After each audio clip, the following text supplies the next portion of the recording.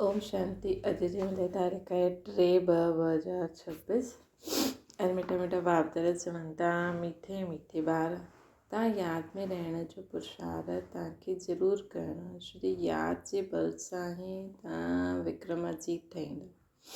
प्रश्न: कहिड़ो ख़्यालु ईंदो त पुरुषार्थ में किरी पईंदो? खुदाई ख़िदमतगार ॿार कहिड़ी सेवा कंदा रहंदा आहिनि? उत्तर: कई ॿार सम्झंदा आहिनि हाणे टाइम पियो आहे, पुठियां पुरुषार्थ करे वठंदासीं, परंतु मौत जो नियम थोरी आहे। कल्ह कंदे मरी वेंदा। इन करे ईअं न सम्झो ॾाढा वर्ष पिछाड़ी में गैलप करे वठंदासीं। ये ख़्यालु आयो ऐं किरी पईंदो। जेतिरो थी सघे यादि में रहण जो पुरुषार्थ करो। श्रीमत ते पंहिंजो कल्याण कंदा रहो। ख़ुदि रूहानी खुदाई ख़िदमतगार ॿार रूहनि खे सैल्वेज करिणो आहे, परनि खे पावन ठाहिण जी सेवा कंदा रहंदा। रूहानी खुदाई ख़िदमतगार ॿार रूहनि खे सैल्वेज करिणो आहे, पतितनि खे पावन ठाहिण जी सेवा कंदा रहंदा। गीता। ओम नमः शिवाय। ओम शांति। ये त ॿारनि सम्झायो आहे निराकार बाबा साकार बग़ैर कोई बि कर्म न करे सघंदा आहिनि, पाठ वॼाए न सघंदा आहिनि। रूहानी बाप अची करे ब्रह्मा द्वारा रूहानी ॿारनि खे सम्झाईंदा आहिनि। योग बल सां ई ॿारनि खे सतो प्रधान ठहिणो आहे, पोइ सतो प्रधान विश्व जो मालिक ठहिणो आहे। इहा ॿारनि जी बुद्धि में आहे।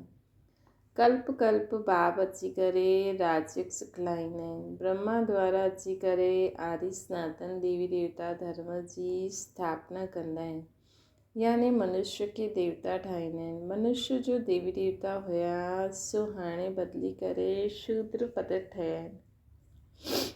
भारत जॾहिं पारसपुरी हुयो त पवित्रता सुख शांति सभु हुई। ये 5000 वर्ष जी ही ॻाल्हि आहे। एक्यूरेट हिसाब किताब बाबा वेही सम्झाईंदा आहिनि। उन्हनि सां ऊच त कोई आहे न। सृष्टि व जाड़ जेकी कल्पवृक्ष चईंदा आहिनि, उन्हनि जे आदि मध्य अंत जो राज बाप ई ॿुधाए सघंदा आहिनि। भारत जो देवी देवता धर्म हुयो उहो हाणे प्राय लोप थी वियो आहे। देवी देवता धर्म त हाणे रहियो न आहे। देवताउनि जा चित्र ज़रूरु आहिनि, इहे त भारतवासी ॼाणंदा आहिनि। सतयुग में लक्ष्मी नारायण जो राज्य हुयो, पर शास्त्रनि में इहा भूल करे छॾी आहे जो श्री कृष्ण खे द्वापर में खणी आहिनि। बाबा ई अची करे भुलिजी विया आहिनि। भूल थियल खे पूरो रास्तो ॿुधाईंदा आहिनि। रास्तो ॿुधाइण वारो ईंदो आहे न त सभु आत्मायूं मुक्तिधाम हली वेंदियूं आहिनि। इन करे उन्हनि खे चइबो आहे सर्व जो सदगति दाता। रचता त हिकु बाबा ई आहे न। हिकु ई सृष्टि आहे। वर्ल्ड जी हिस्ट्री जोग्राफी हिकु ई आहे, उहा रिपीट थींदी रहंदी आहे। सत्युग त्रेता द्वापर कलयुग, पोइ थींदो आहे संगम युग। कलयुग में पतित आहिनि, सत्युग में पावन आहिनि। सत्युग हूंदो त ज़रूरु कलयुग विनाश थींदो न। विनाश खां पहिरियों स्थापना थींदी। सत्युग में त स्थापना न थींदी न। भॻवान ईंदा ई तॾहिं जॾहिं पतित दुनिया आहे। सत्युग त आहे ई पावन दुनिया। पतित दुनिया खे पावन दुनिया ठाहिण भॻवान खे अचिणो पवंदो आहे। हाणे बाबा सहज युक्ति ॿुधाईंदा आहिनि। देह जे सभु संबंध छॾे देही अभिमानी ठही बाप खे यादि करो। कोई हिकु त पतित पावन आहे न, बाबा शिव बाबा। भक्तनि खे फल ॾियण वारो हिकु ई भॻवानु आहे। भक्तनि खे ज्ञान ॾींदा आहिनि। पतित दुनिया में ज्ञान सागर ई ईंदा आहिनि पावन ठाहिण। पतित दुनिया में ज्ञान सागर बाबा ईंदा आहिनि सभिनि खे पावन ठाहिण। पावन ठाहींदा आहिनि योग सां। बाप बग़ैर त कोई पावन ठाहे न सघे न। इहे सभु ॻाल्हियूं बुद्धि में विहारबियूं आहिनि, ॿियनि खे बि सम्झाइण लाइ। घर घर में संदेश ॾियणो आहे। ईअं न चइणो आहे की भॻवानु आयो आहे, ॾाढी युक्ति सां सम्झाइणो हूंदो आहे। चओ उहो बाबा ऐं हिकु लौकिक, ॿियो आहे पारलौकिक। दुख जे समय पारलौकिक बाप खे यादि कंदा आहिनि, सुखधाम में कोई बि यादि न कंदा आहिनि। सतयुग में लक्ष्मी नारायण जे राज्य में सुख ई सुख हुयो, प्योरिटी, पीस, प्रॉस्पेरिटी हुई। बाप जो वरसो मिली वियो, पोइ पुकारंदा छो? आत्मा ॼाणदी आहे असांखे सुख आहे। इहे त कोई बि न चईंदो हुते सुख ई सुख आहे। बाबा दुख जे लाइ त सृष्टि न रची न। इहे त कोई बि चईंदा कि सत्युग में त सुख ई सुख आहे। इन कलयुगी मनुष्य त सत्युग में बि दुख लाहे ॾींदा आहिनि। बाबा दुख जे लाइ त सृष्टि न रचीनि। इहा बठियल खेल आहे। जंहिंजो पाठ पिछाड़ी में आहे, 2-4 जन्म वठंदा आहिनि, उहे ज़रूरु बाक़ी समय शांतिधाम में रहंदा हूंदा। बाक़ी ड्रामा जे खेल सां निकिरी वञनि, इहे त थी न सघंदो आहे। खेल में त सभिनि खे अचिणो हूंदो आहे न। 1-2 जन्म मिलंदा आहिनि त बाक़ी समय जीअं कि मोक्ष में आहे। आत्मा पाणधारी आहे न। कोई आत्मा खे ऊंच पाठ मिलियो आहे, कोई खे कम। इहे बि हाणे तव्हां ॼाणंदा आहियो। ॻायल बि आहे न, ईश्वर जो कोई अंत न पाए सघंदा आहियूं। बाबा ही अची करे अंत ॾींदा आहिनि, रचता ऐं रचना जे आदि मध्य अंत जो। जबकि रचता ख़ुदि न अचे त रचता ऐं रचना खे ॼाणे न सघंदा आहियूं। बाप अची करे ख़ुदि जे बारे में ऐं रचना जे बारे में ॿुधाईंदा आहिनि। मां साधारण तन में प्रवेश कंदो आहे। मां जंहिंमें प्रवेश कंदो आहे उहो पंहिंजे जन्मनि खे न ॼाणंदो आहे।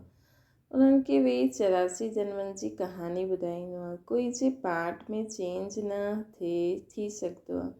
इहे ठहियल हिकु खेल आहे। इहे बि कंहिंजी बुद्धि में न वेंदो आहे। बुद्धि में तॾहिं वेहे जॾहिं पवित्र थी करे सम्झे।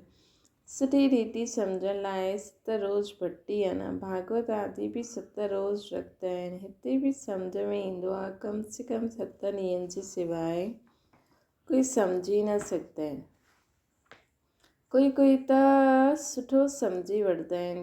कोई 7 रोज़ सम्झी करे पोइ कुझु न सम्झंदा आहिनि। बुद्धि में वेंदो न आहे। चई ॾींदा आहिनि असां त 7 रोज़ आया, असांजी बुद्धि में कुझु वेंदो ई न आहे। ऊंच पद पाइण वारा न हूंदा त बुद्धि में वेंदो ई न। अच्छा पोइ बि कल्याण त थी वियो। प्रजा त ईअं ई ठहींदी न। बाक़ी राज्य भाग्य वठण वारनि खे गुप्त महिनत आहे। बाप खे यादि करण सां विक्रम विनाश थींदा। हाणे करो न करो, परंतु बाबा जो डायरेक्शन इहो आहे। प्यारी वस्तु खे यादि कबो आहे न। भक्ति मार्ग में ॻाईंदा आहिनि, हे पतित पावन अचो। हाणे मां मिलियो आहियां, चईंदा आहिनि मूंखे यादि करो त कट उतरजी वेंदी। बादशाही सहज थोरी मिली सघंदी आहे। कुझु त महिनत हूंदी न। यादि में ई महिनत आहे। मुख्य आहे ही यादि जी यात्रा। ॾाढा यादि करण वारा कर्मातीत अवस्था खे पाए वठंदा आहिनि। पूरो यादि न करण सां विक्रम विनाश न थींदा। योग बल सां ई विक्रमाजीत थियणो आहे। अॻियां बि योग बल सां विक्रमनि ते जीतियो न। लक्ष्मी नारायण एतिरा पवित्र कीअं ठहिया, जबकि कलयुग अंत में कोई बि पवित्र न आहे। हिन में त साफ़ आहे। इहे गीता जे ज्ञान जो एपिसोड रिपीट थिए थो न। शिव भॻवान वाच्य भूलियूं त थींदियूं रहंदियूं आहिनि। बाबा ही अची करे अभूत ठाहींदा आहिनि। भारत जे जो बि शास्त्र आहिनि उहे सभु भक्ति मार्ग जा आहिनि। बाप चईंदा आहिनि मां जो चयो हुयो उहो कंहिंखे पतो ई न आहे। जंहिंजो चयो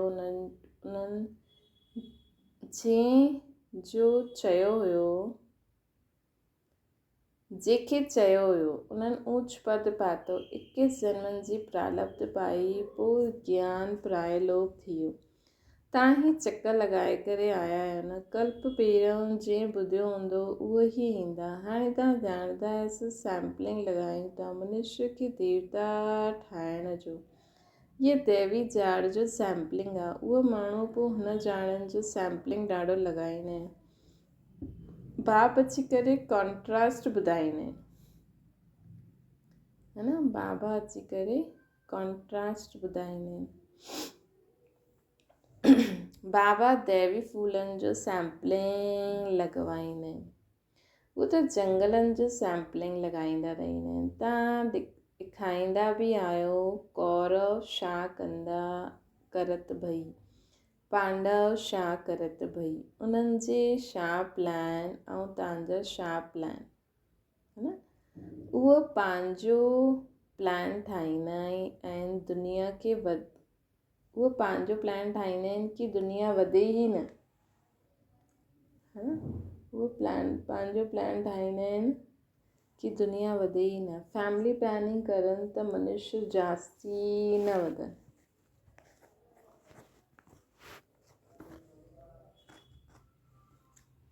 उहे हीअं कंदा रहंदा आहिनि, फैमिली प्लानिंग कंदा रहंदा आहिनि ताकी दुनिया जास्ती वधे ई न। बाबा चवनि था उन जे लाइ महिनत कंदा रहंदा आहिनि। बाप त ॾाढी सुठी ॻाल्हि ॿुधाईंदा आहिनि। अनेक धर्म जो विनाश थी वेंदो, हिकु देवी देवता धर्म जी फैमिली स्थापना कंदा आहिनि। सत्युग में हिकु ई आदि सनातन देवी देवता धर्मनि जी फैमिली हूंदी। एतिरी फैमिलीज़ हुयूं न भारत में, एतिरी फैमिलीज़ हुयूं ई न। भारत में केतिरी फैमिलीज़ आहिनि, गुजराती फैमिली, महाराष्ट्रियन फैमिली। वास्तव में भारतवासी हिकु फैमिली, भारतवासियुनि जी हिकु फैमिली हुजणी खपे। ॾाढी फैमिलीज़ हूंदियूं त ज़रूरु आपस में खिटपिट थी रहंदी, न पोइ सिविल वॉर थी वेंदी। फैमिलीज़ में बि सिविल वॉर थींदी आहे। जीअं क्रिश्चन जी पंहिंजी फैमिली, उन्हनि जी आपस में लॻंदी आहे। आपस में ॿ भाई न मिलंदा आहिनि, पानी बि बटिजी वेंदो आहे। सिख धर्म वारा सम्झदा असां पंहिंजे सिख धर्म वारनि खे जास्ती सुख ॾियूं, रग वेंदी आहे त मथो मारंदा रहंदा आहिनि। हाणे अंत थींदी आहे त पोइ सिविल वार आदि सभु थी वेंदा आहिनि। सिविल वॉर थी वेंदो आहे, आपस में लड़णु लॻी वेंदा आहिनि। विनाश त थियणो ई आहे। बॉम्ब स्टे ठाहींदा रहंदा आहिनि। वॾी लड़ाई जॾहिं लॻे जंहिंमें 2 बॉम्ब्स छॾिया हुया, हाणे त ढेर ठाता आहिनि। सम्झ जी ॻाल्हि न, तव्हांखे सम्झाइणो आहे। इहा लड़ाई उहा ई महाभारत जी आहे। वॾा वॾा माण्हू जो बि आहिनि चवंदा आहिनि अगरि हिन लड़ाई खे बंदि न कयो त सॼी दुनिया खे आग लॻी वेंदी। आग त लॻणी ई आहे न। इहे त ॼाणंदा आहियो। बाबा आदि सनातन देवी देवता धर्म जी स्थापना कंदा आहिनि। राजयुग आहे ही सत्युग जो। उहो देवी देवता धर्म हाणे प्रायलोक थी वियो आहे। चित्र बि ठहियल आहिनि। बाबा चवंदा आहिनि कल्प पहिरियों मुआफ़िक जो विघ्न पईंदा हूंदा उहो पईंदा। पहिरियों थोरी पतो हुयो, पोइ सम्झिबो आहे कल्प पहिरियों बि हीअं थियो हुयो। इहो ठहियल ड्रामो आहे। ड्रामा में असां बंधियल आहियूं। याची यात्रा खे भुलिजी न वञिणो आहे। हिन खे परीक्षा चइबो आहे। याची यात्रा में ठहरी न सघंदा आहिनि, थकी वेंदा आहिनि। गीत बि आहे न, रात जे राही, इन जो अर्थ कोई सम्झी न सघंदो आहे। ये याची यात्रा आहे जंहिंसां राति पूरी थी ॾींहुं अची वेंदो आहे। अधु कलाक पूरो थी पोइ सुख शुरू थींदो आहे। बाबा ही मनमना भव जो अर्थ सम्झायो आहे। सिर्फ़ु गीता में श्री कृष्ण जो नाम विझण सां उहो ताक़त न रही आहे। हाणे कल्याण त सभिनि जो थियणो ई आहे। गोया सभु मनुष्य मात्र जो कल्याण कंदा आहिनि। भारत ख़ासि दुनिया आम सभिनि खे श्रीमत ते असां कल्याण करूं था। कल्याणकारी त ठहींदा त वरसो बि उन्हनि खे मिलंदो। याची यात्रा जे सवाइ कल्याण त थी न सघे न। हाणे तव्हांखे सम्झायो आहे। उहो त बेहद जो बाप आहे। बाप सां वरसो वरितो हुयो न। हाणे तव्हांखे सम्झायो आहे कि बाबा त बेहद जो बाप आहिनि। बाप सां वरसो मिलियो हुयो। भारतवासी ही 84 जन्म वरिता हुया न। पुनर्जन्म जो बि हिसाबु आहे न। पुनर्जन्म जो बि हिसाबु आहे। कोई सम्झंदा न आहिनि कि 84 जन्म केरु वठंदा आहिनि। पंहिंजे ई श्लोक आदि ठाहे करे ॿुधाईंदा रहंदा आहिनि। गीता उहे ई टीकायूं अनेक लिखी छॾियूं अथनि। गीता सां त भागवत खे वॾो करे छॾियो अथनि। गीता में ज्ञान आहे, भागवत में त जीवन कहानी आहे। वास्तव में वॾी गीता हुजणी खपे। ज्ञान जे सागर बाबा आहिनि, उन्हनि जो ज्ञान त हलंदो ई रहंदो आहे। उहो गीता जो अधु घंटे में पढ़ी वठंदा आहिनि। हाणे त इहे ज्ञान त ॿुधंदा ई ईंदा आहियो न। दिन प्रतिदिन तव्हां वटि अनेक माण्हू ईंदा रहंदा, धीरे धीरे ईंदा। हाणे ई अगरि वॾा वॾा राजा अची वञनि पोइ त देरी न लॻे, झटि आवाज़ु निकिरी वञे। इन करे युक्ति सां धीरे धीरे हलंदा रहंदा आहिनि। इहे गुप्त ज्ञान आहे, कंहिंखे पतो न आहे कि छा करनि था। रावण सां गॾु तव्हांजी युद्ध कीअं आहे इहे त तव्हां ई ॼाणो, कोई ॿियो न ॼाणे सघे। भॻवानु वाच्य तव्हां सतप्रधान ठहिण लाइ मूंखे यादि करो त पाप नाश थी वेंदा। पवित्र ठहो त साथ में हली हलंदासीं। जीवन मुक्ति सभिनि खे मिलणी आहे। रावण राज्य सां मुक्ति थी वेंदी। तव्हां लिखंदा बि आहियो, असां शिव शक्ति ब्रह्मा कुमार कुमारियूं श्रेष्ठाचारी दुनिया स्थापना कंदा आहियूं। परम पिता परमात्मा जी श्रीमत ते 5000 वर्ष पहिरियों मुआफ़िक़ 5000 वर्ष पहिरियों श्रेष्ठाचारी दुनिया हुई। इहा बुद्धि में विहारणो खपे न। मुख्य पॉइंट्स बुद्धि में धारण हूंदी तॾहिं यादि जी यात्रा में रहंदा, है न। कि मुख्य पॉइंट्स बुद्धि में हूंदियूं तॾहिं यादि जी यात्रा में रहंदा। तॾहिं त पहिरियों सब्जेक्ट आहे ज्ञान। कोई सम्झंदा आहिनि हाणे टाइम पियो आहे, पुठियां पुरुषार्थ करे वठंदासीं, परंतु मौत जो नियम थोरी आहे। कल्ह मरी वञूं त कल्ह कंदे मरी वेंदा। पुरुषार्थ त कयो न, इन करे ईअं न सम्झो ॾाढा वर्ष पिया आहिनि, पिछाड़ी में गैलप करे वठंदासीं। इहे ख़्यालु ॿियो ई किराए ॾींदो। जेतिरो थी सघे पुरुषार्थ कंदा रहो। श्रीमत ते हर हिक खे पंहिंजो कल्याण करिणो आहे। पंहिंजी जांच करणी आहे, केतिरो बाप खे यादि कंदा आहियूं ऐं केतिरो बाप जी सर्विस कंदा आहियूं। रूहानी खुदाई ख़िदमतगार तव्हां आहियो न, है न। तव्हां रूहनि खे सैल्वेश कंदा आहियो। बाबा चवनि था तव्हां रूहनि खे सैल्वेश कंदा आहियो। रूह पतित सां पावन कीअं ठहे हुनजी युक्ति बाबा ॿुधाईंदा आहिनि। रूह अर्थात आत्मायूं पतित खां पावन कीअं ठहनि हुनजी युक्ति बाबा ॿुधाईंदा आहिनि। दुनिया में सुठे बुरे मनुष्य त हूंदा आहिनि। हर हिक जो पार्ट पंहिंजो आहे। इहे बेहद जी ॻाल्हि आहे न। मुख्य टालियूं ई गिणबियूं आहिनि, बाक़ी त पता अनेक आहिनि। बाबा सम्झाईंदा रहंदा आहिनि, ॿार महिनत करो, सभिनि खे बाप जो परिचय ॾियो त बाप सां बुद्धि योग छुटी वञे। सभिनि खे बाप जो परिचय ॾियो त बाप सां बुद्धि योग छुटी वञे। बाप सां ॿारनि खे चईंदा आहिनि पवित्र ठहो त मुक्ति धाम में हलंदा। दुनिया खे थोरी पतो आहे महाभारत लड़ाई सां छा थींदो। ये ज्ञान यज्ञ रचियो आहे न, छो जी नई दुनिया खपे।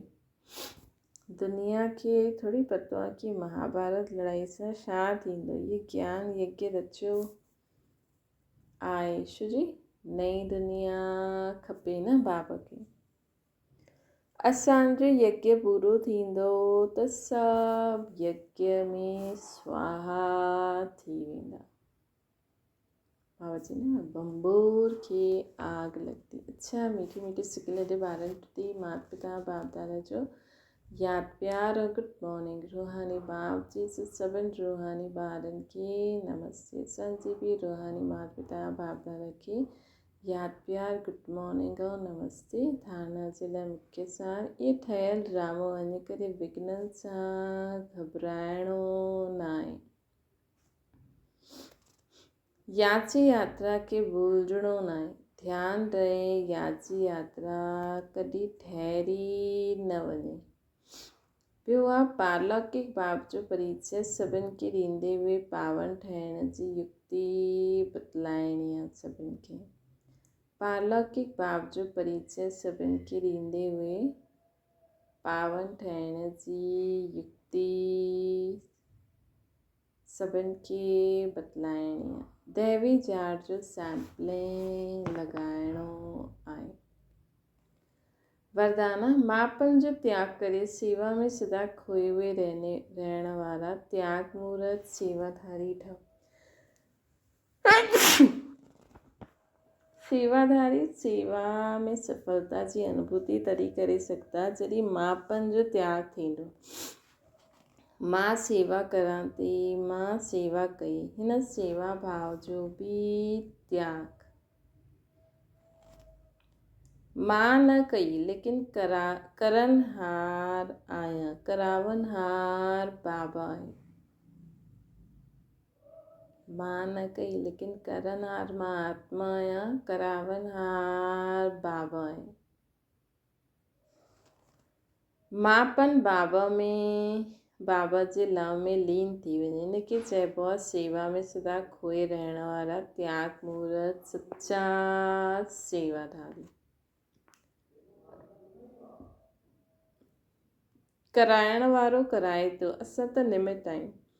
सेवा में मापन मिक्स थियण अर्थात मोहताज थियण। सच्चा सेवाधारियुनि में ये संस्कार न थी सघंदो आहे। सच्चे सेवाधारी में ये संस्कार न थी सघंदो आहे।